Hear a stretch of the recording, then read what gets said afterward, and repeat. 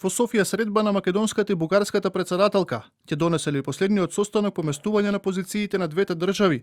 Македонската председателка останува на ставот дека процесот на проширување на Европската унија мора да се темели на копенхашките критериуми, а напредокот во реформите да го диктира темпото на пристапниот процес. Сепак не верува дека бугарската страна го дели истото мислење. Јас и мојот колега Муцунски сакаме да ги слушнеме нивните позиции.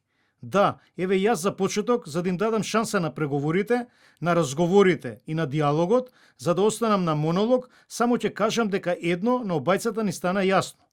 Не се во прашање само уставните измени, туку се во прашање и други барања поврзани со протоколите, што произлегуваат од работата на Историската комисија.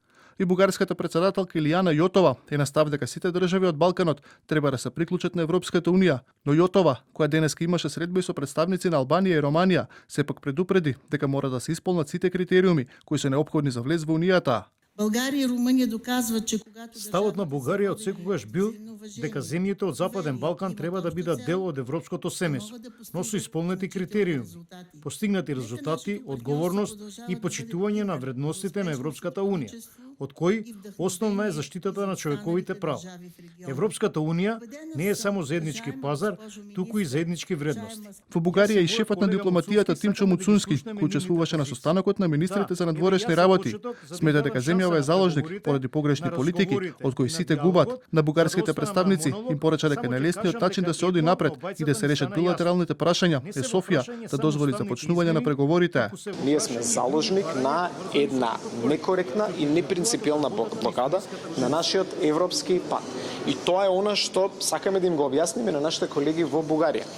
Никој нема интерес од ова што се случува во моментот.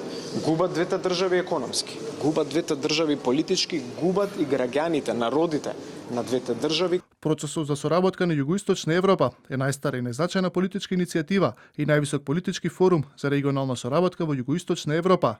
Во рамки на состанокот беше усвоена и заедничка декларација со која се реафирмираа поддршката за европската интеграција на регионот, добрососедските односи и заедничките напори за градење поотпорен, поконкурентен и поодржлив регион.